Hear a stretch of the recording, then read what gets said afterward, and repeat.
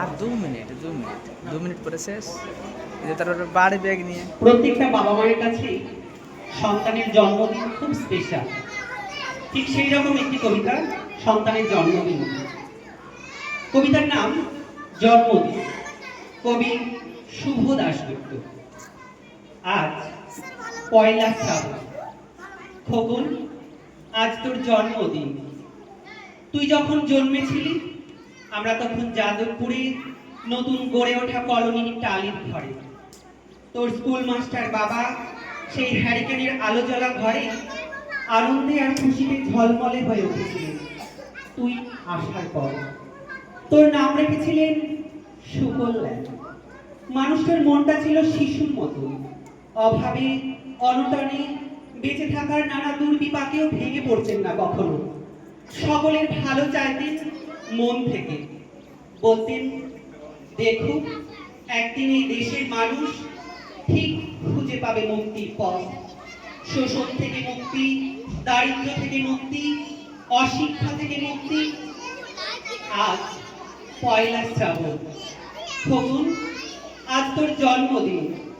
ছোটবেলায় তোর মনে আছে আমাদের ভাঙা মেঝেতে বাক্স থেকে বের করা মেজো মাসির হাতে তৈরি আসনটা তোর জন্য বেঁধে দিতাম, সামনে রাখতাম ঠাকুরের আসনের প্রদীপখানা। তুই বসতিস বাবু হয়ে চুপটি করে।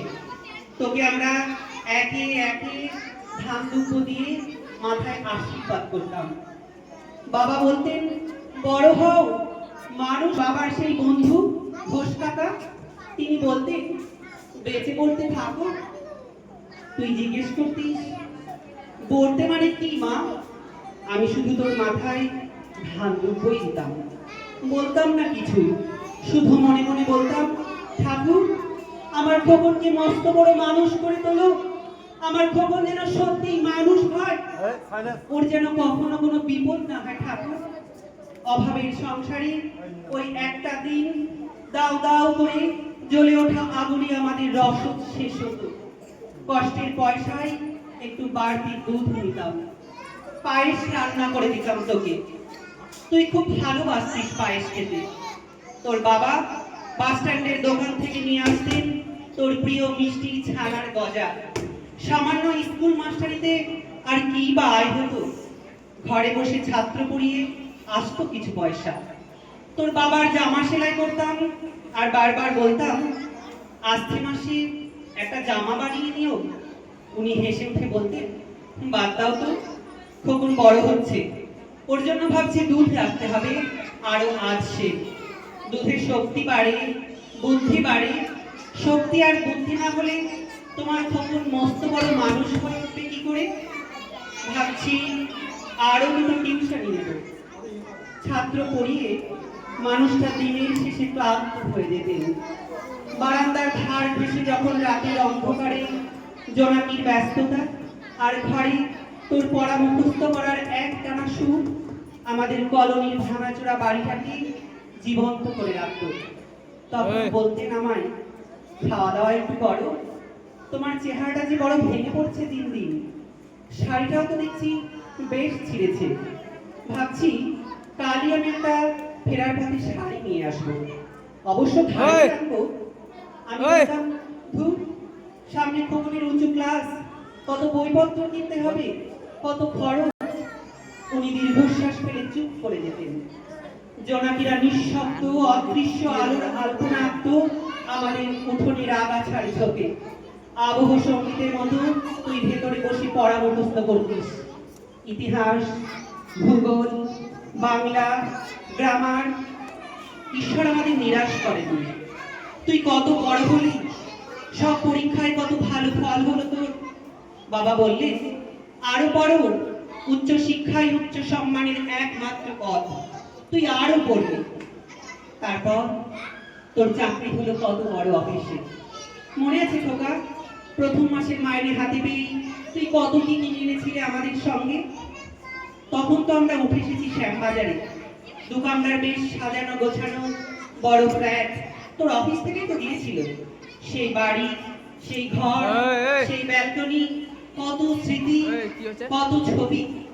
ওই বাড়িতেই তো আশ্বিনের ঝোড়ো বিকেলে তোর মনে আছে খোকন, তোর বাবা যেদিন তাকে চলে গেলেন, মনে আছে তুই বাবার বুকের উপর পড়ে যখন কাঁদছিলি হাপুস নয়নে, সত্য স্বামীহারা আমি সেদিন তোর সেই অসহায় মুখ দেখে আরো বেশি করে ভেঙেছিলাম।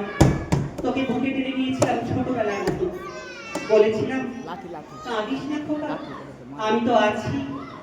আজ পয়লা শ্রাবণ, কলকাতা থেকে অনেক দূরে মফস্বলের এই বৃদ্ধাশ্রমে আমি একেবারে লাঠি, একা। লাঠি।